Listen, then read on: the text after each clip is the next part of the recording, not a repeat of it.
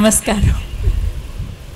నేను తాతగారి దగ్గరికి వెళ్ళటం అనేది ఏదైనా వారి అనుగ్రహం లేకుండా ఏది జరగదు.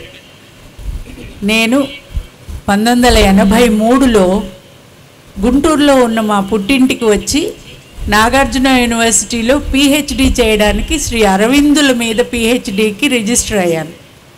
అప్పుడు దసరాల టైంలో, అక్టోబర్ టైం అప్పుడు గుంటూరు అరండల్పేట 5వ లైన్లో పార్క్ దగ్గర దేశరాజు వారు అని ఒక అడ్వకేట్ గారి ఇల్లు ఉంది, పార్థసారథి గారి ఇల్లు. ఆ ఇంట్లో నవరాత్రులు బాగా చేసేవారు. అప్పుడు తాతగారు అక్కడికి వచ్చి ఉండేవారు, ప్రసంగం జరిగేది. నాకు ఇవేవి తెలియవు, ఎందుకంటే నేను 1975లో ఏదో ఉద్యోగం చేసుకుంటూ పెళ్లి చేసుకుని ఎక్కడికో వెళ్ళి వచ్చి మాస్టర్ సివివి నమస్కారం అనుకోవటం తప్ప అంతకు మించి ఇంకా నాకు వేరే ఏమి తెలియదు. యోగ మార్గం గురించి ప్రత్యేకంగా నేనేం చదవలేదు. మా చిన్నప్పటి నుంచి మా ఇంట్లో సివివి నమస్కారం అనేది ఒక్కటి మాత్రం ఉంది. నేను ఏవో ప్రసాదాలు చేస్తున్నాను, అంటే మామూలుగా ఎక్కడైనా ఏదైనా ఉత్సవం అంటే ఏదో పులిహారాలు చేయడం, ప్రసాదానికి పంపించడం, అలా పులిహార చేస్తూ ఉంటే ఇంట్లో పెద్ద ఎత్తున మా తమ్ముడు వాళ్ళు అన్నారు, రామకోటయ్య గారు వచ్చారు దేశరాజు పార్థసారథి గారి ఇంటికి, నువ్వు సావిత్రి మీద ఏదో చదువుతాననుకుంటున్నావు అరవిందుడు, ఒక్కసారి వెళ్ళి ఆయన్ని కలు, ఆయన ఏమన్నా చెప్తారేమో, ఆయన సావిత్రిని తెలుగులోకి అనువదించారు అని చెప్పారు. అంటే నేను కేవలం ఒక రీసెర్చ్ స్కాలర్ వెళ్ళినట్టుగా వెళ్దాం అనేసే సరే అనేసి సాయంత్రం 5:30కి వెళ్ళే టైంకి నాకు ఆ దృశ్యం ఎప్పుడు నాకు ఈ రోజుకి కళ్ళల్లో ఉంటుంది. ఆయన మెట్లు ఎక్కుతూ ఉన్నారు, నేను వెళ్ళి నుంచుంటే మెట్ల దగ్గర, ఎవరు కావాలమ్మా, దేనికి వచ్చావు, ఆయన ఎప్పుడు కూడా ముందు పలకరింపు ఆయనే చక్కగా చేస్తారు. అంటే ఆయనే రామకోటయ్య గారు అని కూడా తెలియని అజ్ఞానం నాది. రామకోటయ్య గారిని కలవడానికి వచ్చానండి అని చెప్పాను. రామ్మ లోపలికి అని తీసుకెళ్ళారు. నాకు ఎప్పుడు అనుకుంటాను, తాతగారు సావిత్రిని వర్ణించేటప్పుడు సత్యవంతుడు సావిత్రి కొంచెం గొప్ప ఆనందంలో గొప్పలో ఆ సీన్ నాకు ఎప్పుడు ఏంటంటే,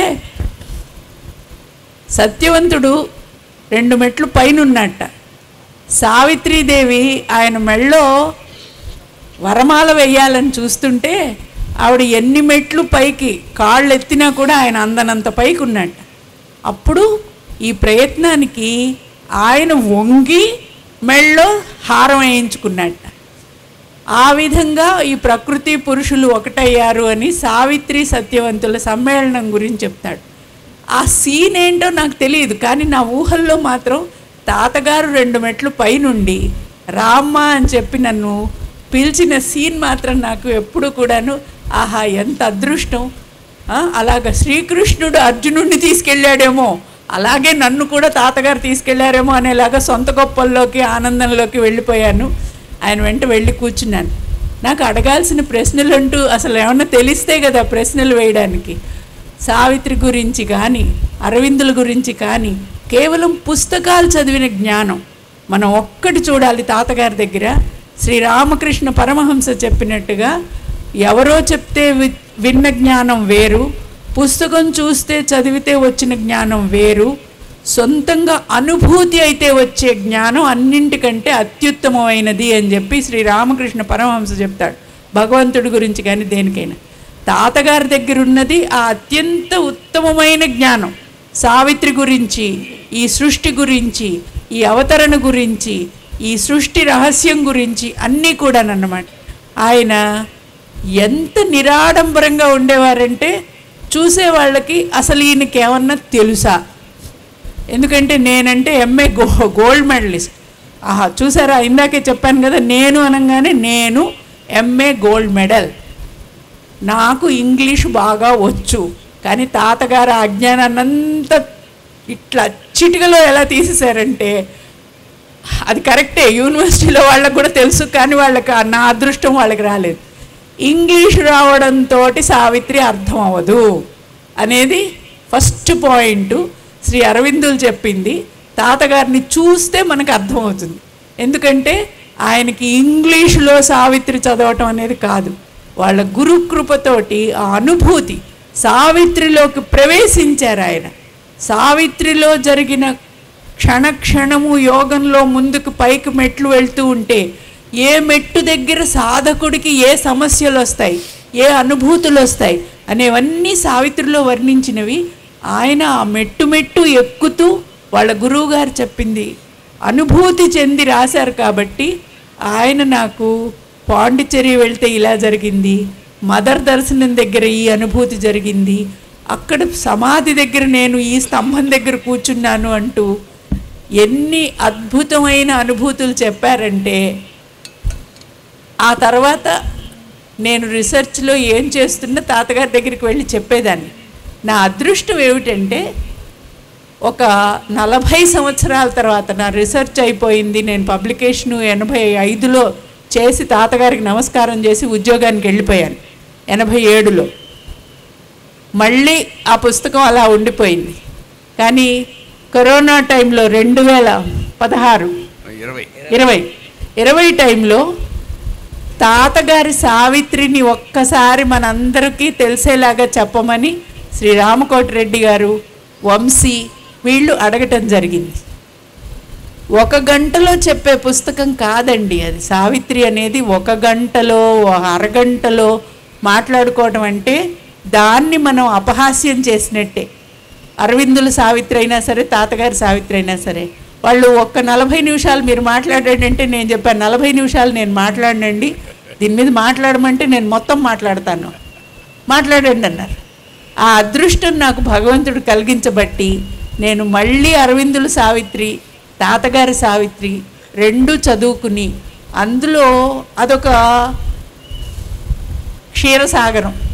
అందులో ఎన్నిసార్లు మునకలేసి ఏమేమి చెంచాలతోటి ఏం అమృతం తాగానో తెలియదు, కానీ ఆ ఆనందాన్ని మీ అందరితో పంచుకోవడానికి యూట్యూబ్లోకి కూడా పెట్టడం జరిగింది. తాతగారి అనుగ్రహం లేకపోతే అది జరిగే విషయం కాదు. ఈ ఒక్క సందేశంతో వాళ్ళు నాకు ఇచ్చిన ఇండికేషన్ చెప్పి ఈ అవకాశాన్ని ముగిస్తాను. తాతగారు సావిత్రి పుస్తకం 1970లో రాశారు వాళ్ళ గురువుగారి అనుగ్రహంతో. అందరూ అడిగారట ఎప్పుడు ప్రింట్ చేస్తారు, ఎప్పుడు పబ్లిష్ చేస్తారు, చాలామంది డబ్బులు ఇవ్వడానికి ముందుకొచ్చారు. నాకెందుకయ్యా, గురువుగారు అనుగ్రహంతో రాయమన్నారు, రాశాను. మాస్టర్ ఈకే గారు నువ్వు చేయగలవన్నారు ఈ పని, మా గురువుగారు నాకు మార్గం చూపించారు, రాశాను. ఇంకది పబ్లిష్ చేయడం అనేది ఎప్పుడు జరుగుతుంది అనేది నాకెందుకు, నాకేం సంబంధం లేదన్నారు. నిజంగా మనం అలా ఉండగలమండి? ఏదైనా ఒకటి రాసిన దగ్గర నుంచి యూట్యూబ్లో ఎప్పుడు పెడతాం, నలుగురికి ఎప్పుడు వినిపిస్తాం, ఫోటోలు ఎప్పుడు తీసుకుంటాం, దాని వెంట దానికి ఏదైనా బిరుదులు వస్తాయా అని ఎంత తహతహలాడతామో అంత నిష్కామ కర్మ అంటే అది ఉదాహరణ కింద అలా చేసేసారు. మా గురువుగారు చేయమన్నారు, చేశారు, అక్కడ పెట్టేశారు. ఓ 20 సంవత్సరాల తర్వాత 1970 ఎక్కడ, 1990 ఎక్కడ, 1990లో ఆ పుస్తక రూపం చూసింది. ఆ కావ్యం తెలుగులో సావిత్రి తాతగారిది పుస్తక రూపంలో పుస్తక రూపంలో వచ్చినప్పుడు కొంతమంది తీసుకున్నారు.